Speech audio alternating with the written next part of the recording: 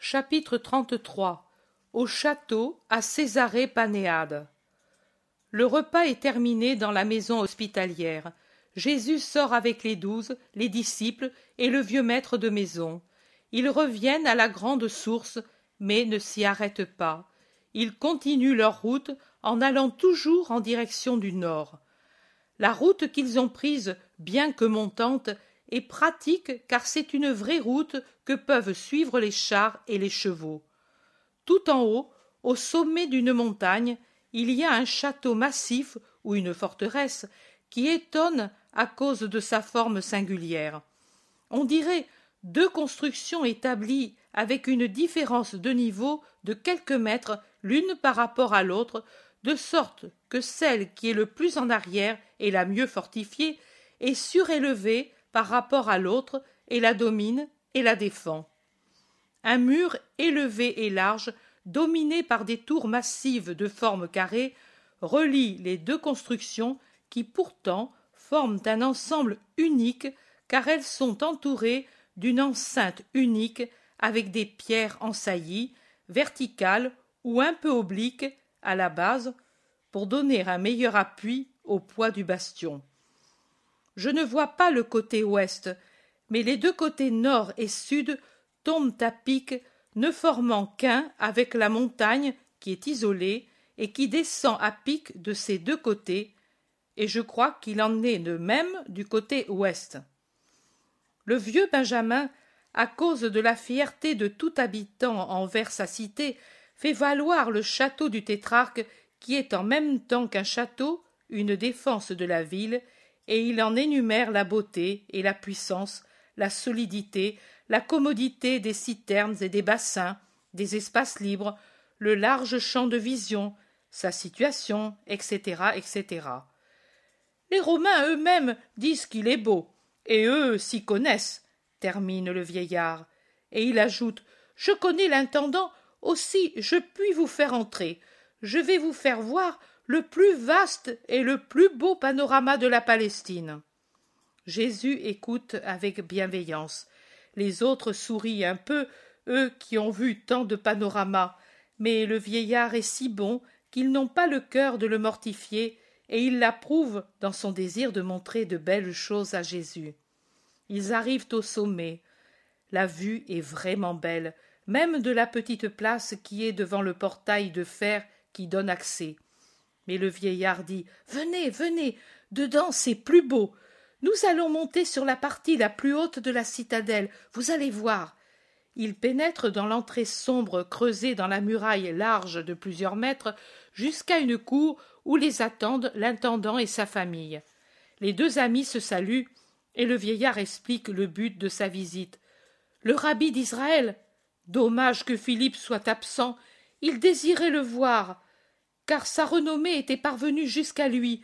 Il aime les vrais rabbis, car ce sont les seuls qui ont défendu son droit, et aussi pour faire la nique à Antipas qui ne les aime pas. Venez, venez. L'homme a d'abord lorgné Jésus, puis il a pensé bien faire de l'honorer en lui faisant une inclination digne d'un roi. Il traverse une nouvelle entrée, voilà une seconde cour et une nouvelle porte de fer qui donne accès à une troisième cour au-delà de laquelle se trouve un fossé profond et la muraille garnie de tours de la citadelle. Des visages curieux d'hommes d'armes et d'ordonnances se font voir de tous côtés. Ils pénètrent dans la citadelle et puis, par un escalier, ils montent sur le bastion et de là à une tour. Dans la tour entre seulement Jésus avec l'intendant, Benjamin et les 12. Davantage serait impossible, car ils sont déjà serrés comme des anchois. Les autres restent sur le bastion. Mais quelle vue! Quand Jésus et ceux qui l'accompagnent sortent sur la petite terrasse qui couronne la tour, et ils penchent tous leur visage du haut du parapet de pierre. En se penchant sur le mur qui se trouve sur ce côté ouest, le plus élevé du fort, on voit Césarée tout entière qui s'étend au pied de ce mont, et on la voit bien, car elle aussi n'est pas en plaine, mais sur des pentes douces. Au-delà de Césarée s'étend toute la plaine fertile qui précède le lac de Méron. On dirait une petite mer d'un vert tendre, avec des facettes d'eau claire, couleur de turquoise, qui brillent sur l'étendue verte comme des lambeaux du ciel serein. Et puis des collines plaisantes, mises comme des colliers verts émeraude foncé, striés par l'argent des oliviers répandus çà et là aux abords de la plaine, et puis ce sont les panaches aériens des arbres en fleurs, ou bien des massifs d'arbres fleuris. Mais en regardant vers le nord et l'est, voici le Liban puissant, l'Hermon qui brille au soleil avec ses neiges perlées et les monts liturés, puis la vallée du Jourdain, enserrée dans le berceau qui se forme entre les collines de la mer de Tibériade et les monts de la Golanitide, apparaît dans un raccourci hardi qui se perd dans un lointain de rêve. Beau, beau, très beau, s'exclame Jésus en admirant, et il semble bénir ou embrasser ces lieux merveilleux avec ses bras qui s'ouvrent et son visage souriant. Et il répond aux apôtres qui lui demandent telle ou telle explication en indiquant les endroits où ils ont été ou bien les régions et les directions où elles se trouvent. « Mais je ne vois pas le Jourdain, dit Barthélemy. « Tu ne le vois pas, mais il est dans cette vaste étendue entre deux chaînes de montagnes. Tout de suite, après celle de l'ouest, se trouve le fleuve. Nous descendrons par là, car la Pérée et la Décapole attendent encore l'évangélisateur.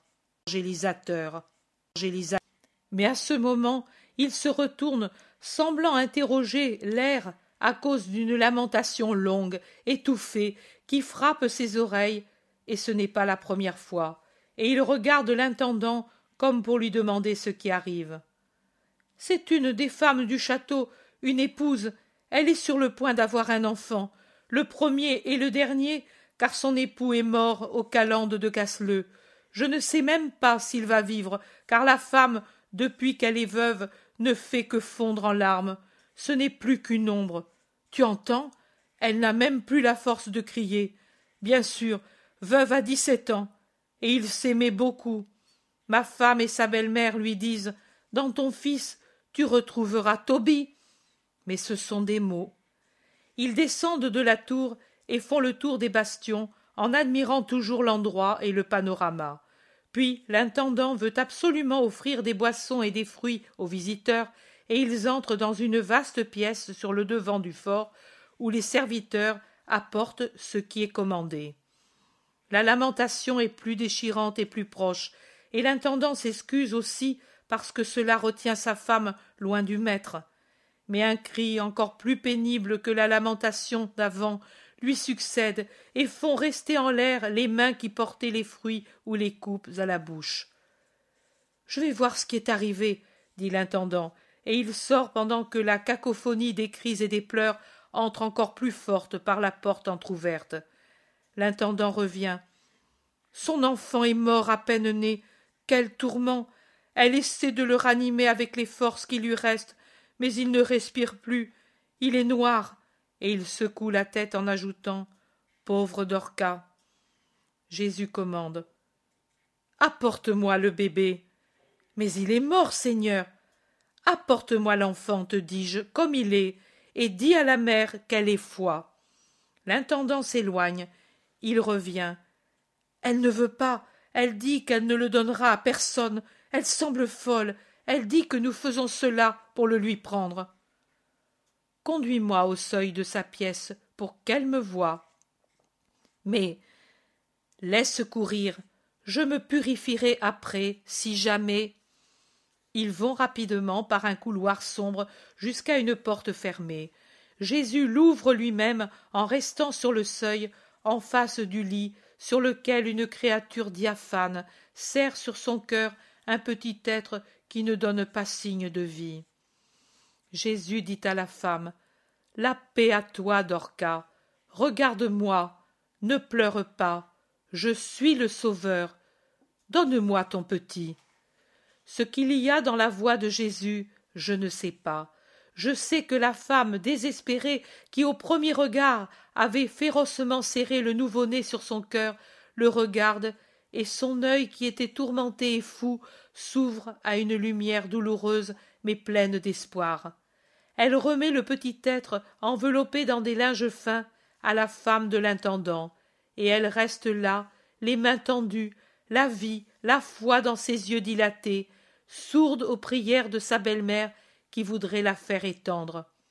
Jésus prend le paquet de chair à demi refroidi et de linge, et il tient le petit tout droit par les aisselles, et il appuie sa bouche sur les lèvres entr'ouvertes en se tenant penché, car la petite tête pend en arrière. Il souffle fortement dans la gorge inerte. Il reste un instant les lèvres appuyées sur la petite bouche, puis il s'écarte, et un pépiment tremble dans l'air immobile.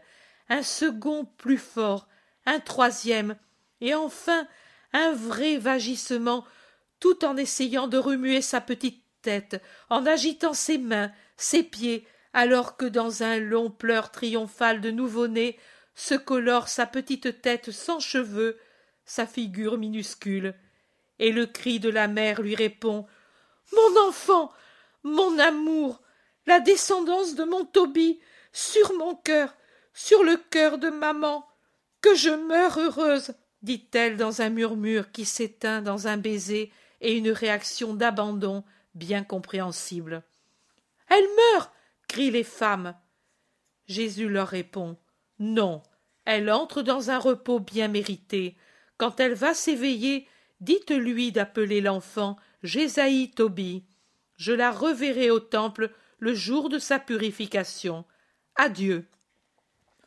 La paix soit avec vous. » Il referme lentement la porte et se détourne pour revenir où il était vers ses disciples. Mais ils sont tous là, groupe ému, qui a vu et qui le regarde avec admiration. Ils reviennent ensemble dans la cour. Ils saluent l'intendant abasourdi qui ne cesse de répéter « Comme il regrettera le tétrarque de n'avoir pas été ici !» Et ils reprennent la descente pour revenir à la ville. Jésus met la main sur l'épaule du vieux Benjamin en lui disant « Je te remercie pour ce que tu nous as fait voir et pour avoir été la cause d'un miracle. »